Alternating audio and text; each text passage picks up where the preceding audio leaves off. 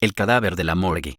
Trabajé muchos años como médico forense, tanto en el sector clínico como jurídico.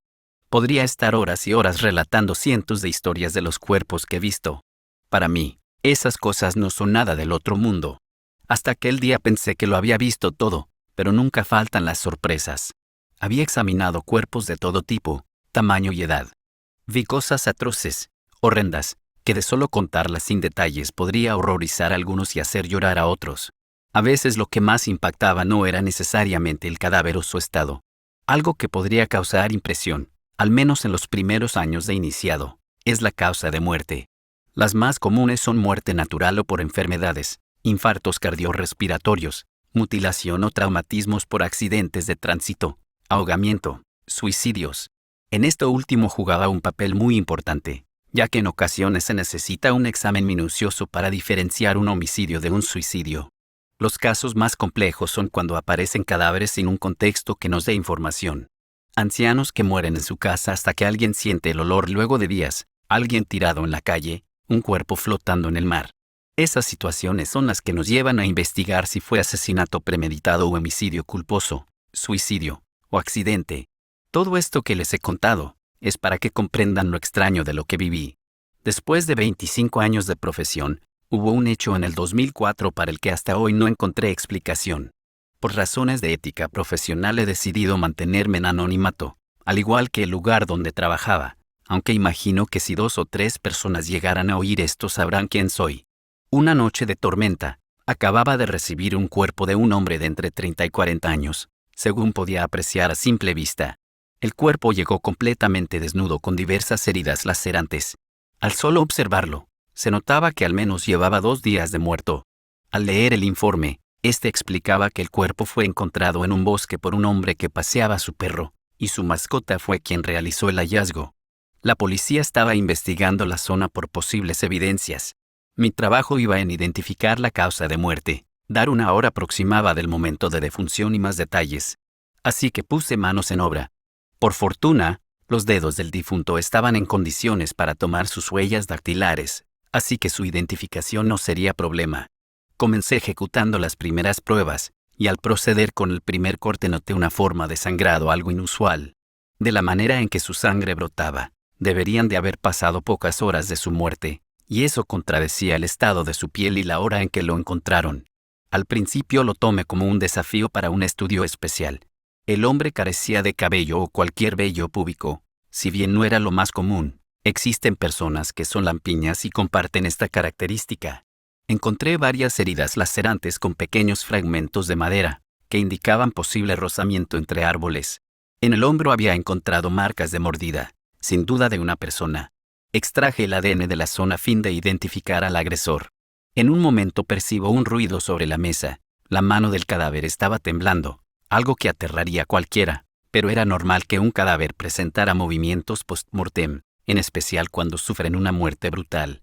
Lo extraño era que, de acuerdo al estado de su piel, llevaba al menos 2 días de muerto, como mencioné antes, pero los movimientos post-mortem suceden en las primeras 24 horas. Ya tenía 2 situaciones que contradecían con su piel, la sangre y el movimiento post-mortem. Estudié la posibilidad de que su piel sufriera antes de morir, pero para ello debería de realizar más estudios. Me dispuse a abrir su abdomen para examinar sus órganos, y ahí fue donde empezó todo. El cadáver no tenía ombligo. Mi mente se nubló de todo. Era la primera y única vez que presenciaba un abdomen sin ombligo. Claro que hubo casos donde en apariencia no había ombligo por operaciones quirúrgicas, pero esto era distinto. Al pasar mi mano sobre la zona era evidente que el ombligo nunca existió. Todo se volvía extraño. Después de 25 años de carrera me encontré con algo fuera de lo normal.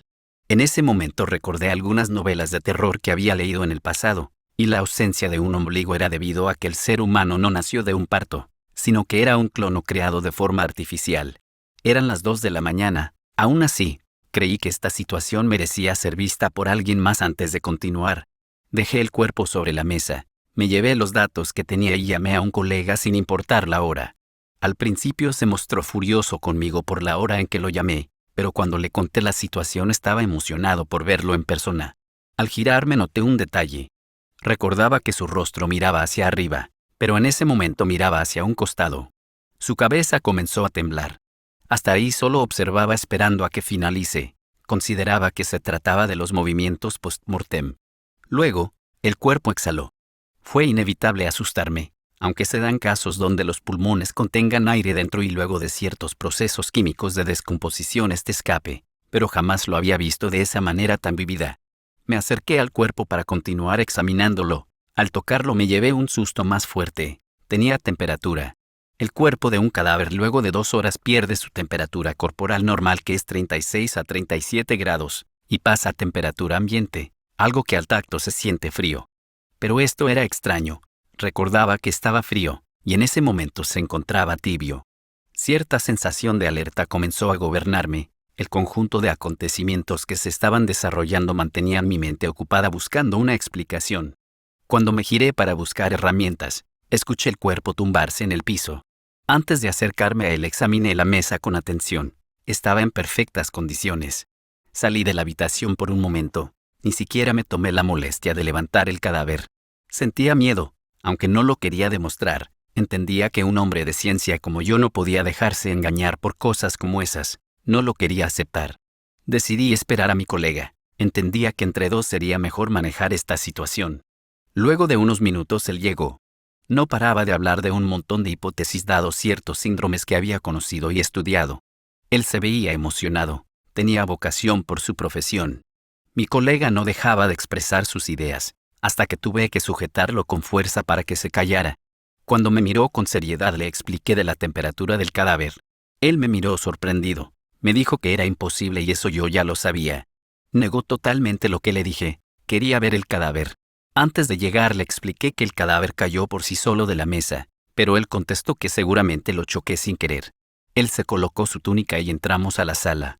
El cuerpo no estaba. Mi colega pensó que se trataba de una broma. Le mostré los datos recogidos y las herramientas que había dejado en uso.